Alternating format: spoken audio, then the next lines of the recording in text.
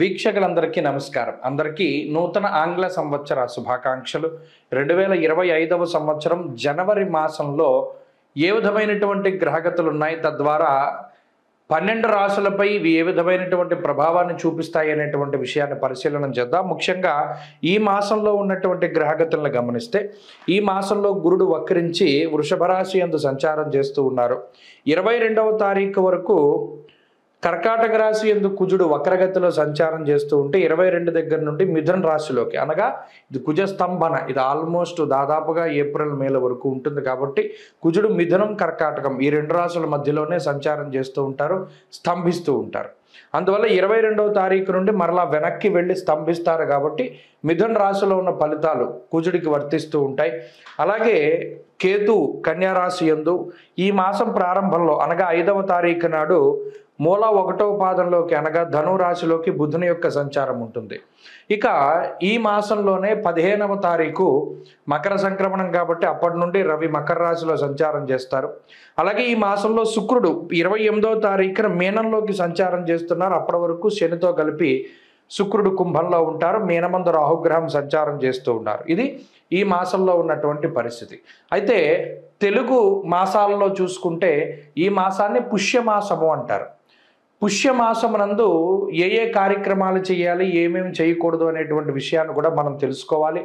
పుష్యమాసంలో గృహప్రవేశాలు, గృహారంభాలు, వివాహాలు లేదా ఏ విధమైనటువంటి శుభ కార్యక్రమానికి సంబంధించినటువంటి పనులు కానీ, శుభ కార్యక్రమాలు కానీ చెయ్యరు. దీన్ని శూన్యమాసము అన్నారు. మరీ ముఖ్యంగా ద్విస్వభావ రాశిలోకి రవి ప్రవేశించిన తర్వాత, అనగా 16వ తారీఖు డిసెంబర్ దగ్గర నుండి ధను రాశిలోకి రవి ప్రవేశం చేసిన తర్వాత, డిసెంబర్ 16 నుండే ఒరిజినల్గా గృహారంభాలు కానీ గృహప్రవేశాలు కానీ చేయకూడదు. కానీ పాపం తెలియక చాలామంది వాటిని ఆచరిస్తూ ఉన్నారు. అలాగే గోదావరి జిల్లాలో నెలగంట పట్టిన తర్వాత, అంటే సంక్రాంతి నెల పట్టిన తర్వాత శుభ కార్యక్రమాలు ఇవి చేయరు. మరలా అంతర్వేది రథోత్సవం కానీ అంతర్వేది ఏకాదశి కానీ తర్వాత వరకు కూడా చేయరు. అయితే ఈ మధ్యకాలంలో కొంతమంది మాఘమాసంలో చేసుకుంటూ ఉన్నారు వివాహాది శుభ కార్యక్రమాలు. దానికి కూడా ఏ విధమైన దోషం లేదు. కానీ దీన్ని శూన్యమాసము అంటారు. దాదాపుగా జనవరి నెలంతా కూడా పుష్యమాసమే ఉంటుంది. కాబట్టి ఈ పుష్యమాసమున శంకుస్థాపనలు చేయకూడదు. పుష్యే చాగ్ని భయం చేయవ అంటూ ఉన్నది శాస్త్రం. అనగా ఈ మాసంలో ఏదైనా ఒక పని చేస్తే అది అగ్ని సంబంధంగా కాలిపోతుంది, బూడిదైపోతుంది అన్నారు. అందుకనే అసలు ఏ విధమైన శుభ కార్యక్రమాలు చేయకూడదు. ఇది ప్రధానంగా గుర్తుపెట్టుకోవాల్సింది. అలాగే గృహారంభ గృహప్రవేశాదే కాదు, ఇంకేవి కూడా కార్యక్రమాలు చేయరు. అందుకనే దీన్ని శూన్యమాసము అన్నారు. అంటే ఈ మాసంలో ఏ విధమైనటువంటి శుభ కార్యక్రమాలు ఉండవు. అలాగే ఈ జనవరి నెలలోనే మకర సంక్రమణం జరుగుతుంది. కాబట్టి ఈ జనవరి నెల 15వ తారీఖు నాడు సంక్రమణం రోజున పితృదేవతల్ని స్మరించి వారి పేర్ల మీద స్వయంపాక దానాదులు అవి చేస్తూ ఉంటారు. కాబట్టి ఈ సంక్రాంతికి కూడా పంట చేతికి వస్తుంది. కాబట్టి ఆ చేతికి వచ్చినటువంటి పంట ఏదైతే ఉన్నదో దానిలో కొంత భాగం హరిదాసులకి, జంగం వాళ్ళకి, బ్రాహ్మలకి, లేకపోతే ఇంకా రకరకాలైనటువంటి వారు ఎవరైతే పూజనీయులైనటువంటి స్థానాల్లో, అంటే పెద్దల పేర్లు చెప్పిస్తూ ఉంటారు, బియ్యాలు వారికి ఇస్తూ ఉంటారు. వారికి చక్కగా ఈ 15వ తారీఖు నాడు ఇవ్వవచ్చును.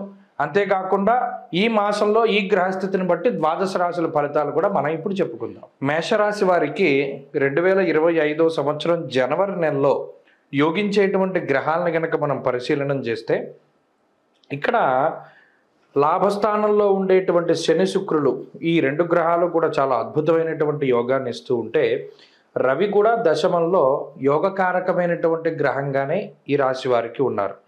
ఇక 22వ తారీఖు దాటిన తర్వాత కుజుని యొక్క తృతీయ స్థాన స్థితి కూడా ఈ రాశి వారికి మంచిది. గురుడు వక్రించడం వల్ల వ్యతిరేకమైనటువంటి ఫలితాలే ఈ రాశి వారికి వస్తూ ఉన్నాయి. కాబట్టి చూసుకున్నప్పుడు మాసాంతంలో యోగించేటువంటి కుజుడు, రవి, శని, శుక్ర గ్రహాలు, ఈ 4 గ్రహాలు మేషరాశి వారికి చాలా అనుకూలమైనటువంటి ఫలితాలను ఇస్తూ ఉన్నాయి. అయితే ప్రతికూలతను కూడా మనం చూసుకున్నప్పుడు వక్రించినటువంటి గురుడు ఈ 22వ తారీఖు వరకు చతుర్థ స్థానంలో ఉన్నటువంటి కుజుడు, 12వ స్థానమందు ఉన్నటువంటి రాహు, ఇవి ప్రధానమైనటువంటి ప్రతికూల గ్రహాలుగా చెప్పచ్చు. ఇక బుధుడు కానీ మిగతా గ్రహాలు కానీ చంద్రుడు కానీ ఇవన్నీ కూడా సాధారణమైనటువంటి ఫలితాన్ని ఇస్తున్నాయి. అంత ప్రతికూలతలు లేవు, కాబట్టి అంత అనుకూలతలు కూడా ఉండవు. సరే, ఈ రకమైనటువంటి గ్రహస్థితిలో ఒక పాజిటివ్ వైబ్రేషన్ తోటే ఈ మాసం అంతా కూడా మేషరాశి వారికి ఉంటుంది. కారణం ఏంటి అంటే దశమంలో కంటక స్థానంలో దిగ్బలయుక్తుడైనటువంటి రవిగ్రహం ఉండడం వల్ల అర్ధసిద్ధి సదారోగ్యం బంధు సంతోషవర్ధనం అంటూ ఉన్నది శాస్త్రం. అలాగే మాసాంతమందు కూడా విత్తలాభ సదారోగ్యం ఇష్టసిద్ధి సుఖావహ. ఇక్కడ 15వ తారీఖు నుండి రవి యొక్క బలం పెరుగుతూ ఉన్నది. అలాగే 22వ తారీఖు నుండి కుజుడు బలం పెరుగుతూ ఉన్నది.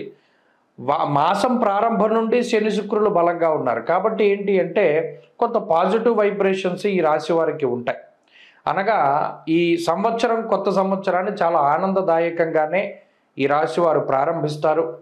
మంచి ఉత్సాహభరితమైనటువంటి పరిస్థితులు ఉంటాయి. అంటే ఏదైనా ఒకటి సాధించినటువంటి తాలూకు జ్ఞాపకాలు, లేదు ఈ గత సంవత్సరంలో మనం ఇది పొందగలిగాం, గత సంవత్సరంలో ఇది సాధించగలిగాం, ఈ సంవత్సరంలో ఇలా ఉండాలి అనేటువంటి దాని తాలూకు నిర్ణయాలు, ఇవన్నీ కూడా చాలా పాజిటివ్గానే ఈ మాసం ఉంటుంది. అలాగే ఆర్థిక పరమైనటువంటి విషయాలు కూడా చాలా అనుకూలంగా గోచరిస్తూ ఉన్నాయి. అటు శనేశ్వరుడు శుక్రుడు ఎప్పుడైతే బలంగా లాభస్థానమందు ఉంటారో అది ఒక గొప్ప ఆర్థికపరమైనటువంటి లాభానికి కారణమవుతుంది. ఇంకా ఇంకో విషయం ఏంటంటే ఉద్యోగ సంబంధమైనటువంటి విషయాలు.